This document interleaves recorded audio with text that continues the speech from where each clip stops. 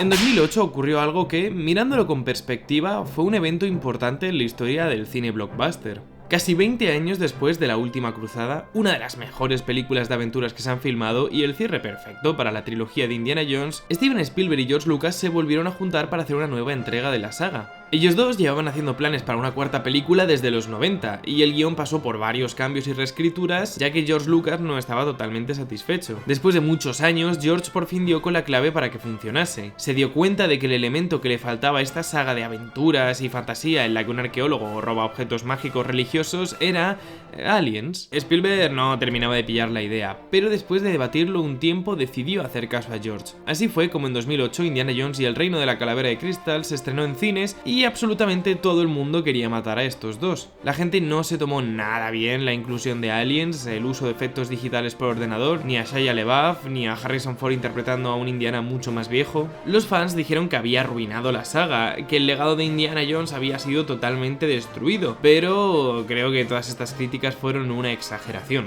Mirando la película desde el presente, la veo de una manera muy distinta. Vivimos en una época en la que todos los años hay algún revival de una antigua franquicia nostálgica, pero la mayoría son bastante malos. Esta moda de recuperar una saga ochentera y traer de vuelta a los actores originales envejecidos y unirles con un cast joven empezó en El Reino de la Calavera de Cristal. Y la cosa es que esta película es más original, más divertida, está mejor dirigida y tiene mucho más corazón que el 90% de estas secuelas tardías.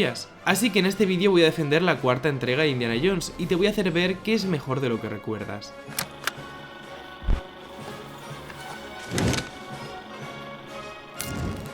Voy a dejar las cosas claras desde el principio. Es evidente que la cuarta no está al nivel de las tres primeras, principalmente porque las tres primeras son obras maestras intocables, pero eso no quita que la cuarta entrega tenga cosas muy buenas y sea una digna sucesora, no como la 5, que esa peli es para echarle de comer aparte. El problema de la Calavera de Cristal realmente no fue que Indiana Jones estuviera viejo. Harrison Ford está igual de bien que siempre en su papel y pese a su edad tiene mucha energía. Las escenas de acción son parcialmente creíbles y a veces hacen pequeñas bromas sobre ello para que funcione bien. El problema surge de que si Indiana Jones envejece, el tiempo tiene que avanzar. Ya no estamos en 1939, sino en 1957. La Segunda Guerra Mundial ya ha acabado, la sociedad se ha restablecido y ha avanzado mucho más en cuanto a política y cultura. Es la época del rock, de los coches descapotables y de los tupés altos. Pero lo más importante es la época del terror rojo. Después de la Guerra Mundial, los enemigos de Estados Unidos ya no eran los alemanes, sino los rusos. La Guerra Fría contra los comunistas provocó un pánico social en la población. Existía el miedo de que tu vecino fuera un espía comunista y que los rusos se estaban infiltrando lentamente en los vecindarios americanos. Esto, consciente o inconscientemente, afectó al cine de la época. Películas como La invasión de los ultracuerpos tratan sobre unos aliens que llegan a la Tierra con el objetivo de invadirnos, hacerse pasar por seres humanos y convertirnos a todos en iguales. Sí, es una metáfora no muy sutil del miedo que había de que los comunistas se infiltrasen en la población y que Rusia y Estados Unidos entraran en guerra. En los 50 se puso muy de moda el cine de ciencia ficción y de serie B, y George Lucas se crió viéndolo. Si para las primeras películas de la saga se inspiró en el cine de aventuras de los años 30, para esta se inspiró en las pelis cutres de hormigas gigantes y platillos voladores. Y sinceramente, una película de Indiana Jones que sucede en los años 50, en la que su hijo es un rockero con tupé, los villanos son los rusos aprovechando el terror rojo de la época, y el tesoro que buscan es digno de una peli de aliens de serie B, suena como una idea bastante buena. Me parece que es la evolución lógica y acertada que necesitaba la saga, en vez de volver a contar otra vez lo mismo que ya hemos visto, ¿verdad? ¿Verdad que eso no sería buena idea? Por esto mismo creo que la primera mitad de la película es buenísima. Toda la secuencia de los primeros 20 minutos es impresionante. La forma en la que Spielberg muestra a Indiana como una figura mitológica, el suspense de no saber qué es lo que buscan los rusos, lo épico y lo divertido que es cuando empieza la acción, y luego el momento en el que Indiana llega al pueblo de las pruebas de explosiones también es genial. Me encanta la forma en la que el típico barrio idílico americano de los años 50 poco a poco se va convirtiendo en algo más extraño y de forma inquietante vamos entendiendo lo que está pasando, hasta que ya empieza el suspense de la cuenta atrás. Y entonces Indiana sobrevive a la explosión nuclear y a la caída metido dentro de una nevera. ¿Esto tiene sentido? No. ¿A mí me importa? Pues no, porque es divertido y es original y es algo que Indiana haría. En el Templo Maldito utiliza un flotador como paracaídas, o sea... Una película que empieza con una secuencia de acción de Indiana huyendo entre los objetos más peligrosos del Área 51, peleando con un ruso en un cohete y sobreviviendo a una explosión nuclear metido dentro de una nevera, todo esto en los primeros 20 minutos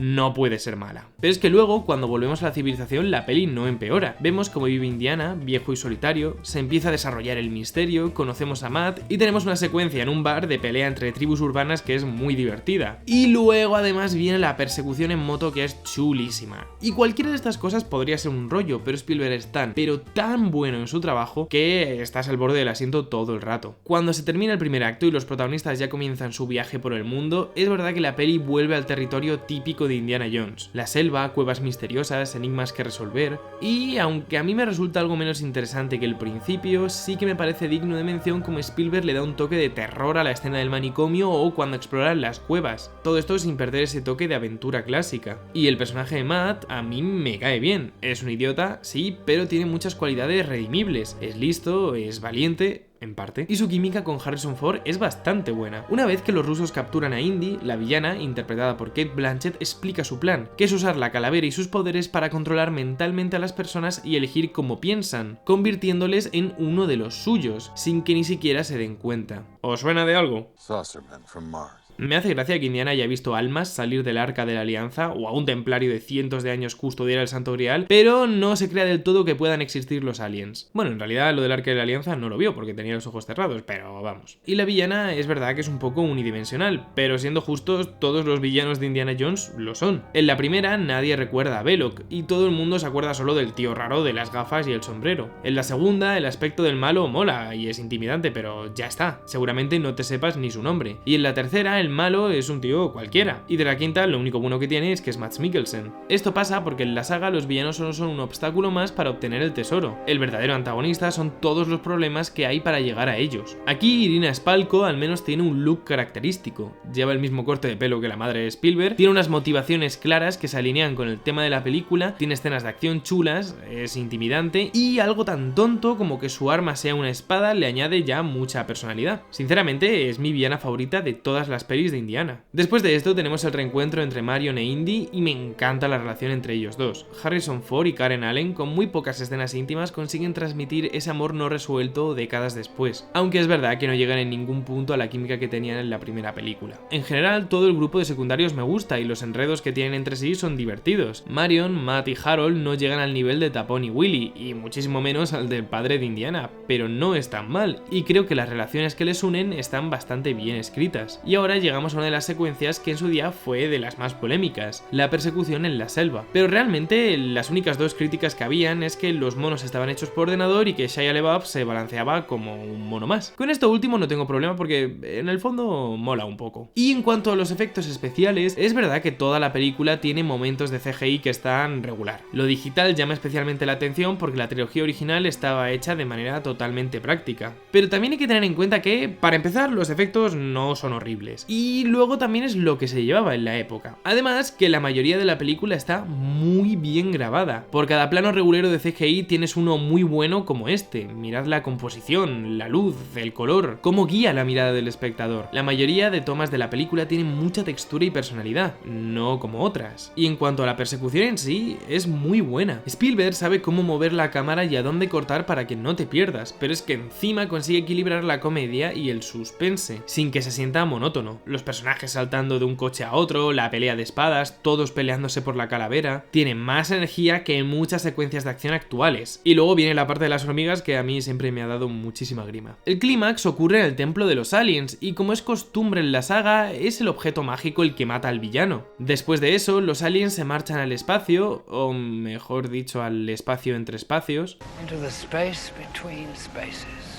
porque son seres interdimensionales. You know, you might be right about this alien thing. Maybe we shouldn't do aliens. There's too much of that stuff around. George, I love you. That's the best news you've ever given me. He said, yeah, they're not aliens. They're extra-dimensional. I said, what? He said, ever hear of string theory? So I said, fine.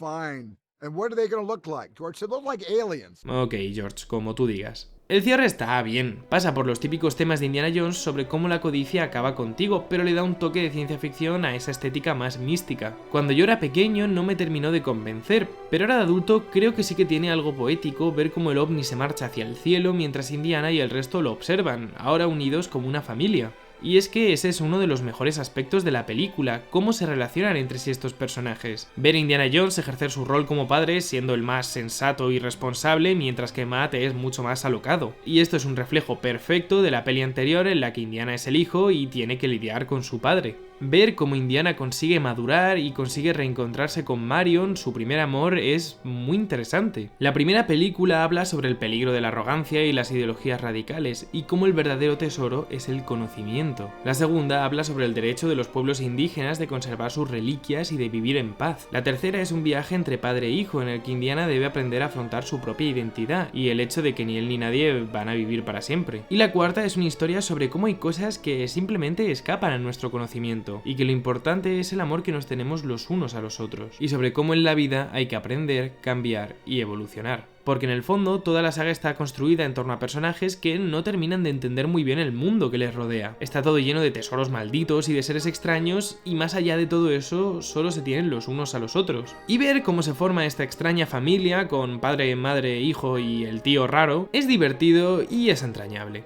Además, el epílogo de la peli es genial. La boda de Indiana y Marion es muy bonita, sobre todo es genial este momento en el que el viento arrastra el sombrero de Indiana hacia Matt, casi como si el destino le estuviera guiando a ser el relevo de su padre. Pero entonces Indy entra en plano y se lo quita. Puede que ahora vaya a tener una vida normal, pero él siempre será Indiana Jones. El final perfecto para la saga, porque es el final, ¿verdad? En conclusión, la peli está lejos de ser perfecta, pero a mí me parece que tiene muchos aspectos positivos y que si la ves hoy en día con más perspectiva y con la mente abierta, sí que es un buen añadido para la saga y un buen final en el que vivieron felices para siempre y nunca nada más sucedió. Ojalá que todos los cineastas que hacen secuelas de sagas clásicas se atrevieran a reinventarlas un poquito, pero sin sacrificar la esencia, como hicieron Spielberg y Lucas, y no destruir la Estrella de la Muerte otra vez. La verdad es que haciendo este vídeo me han entrado bastantes ganas de hacer una crítica sobre la quinta película, porque, aunque me parezca mala, tiene muchas ideas que tenían un montón de potencial, así que puede que en un futuro. Y la verdad que también me han entrado ganas de hacer un vídeo repasando la trilogía original, así que ese probablemente también lo haga.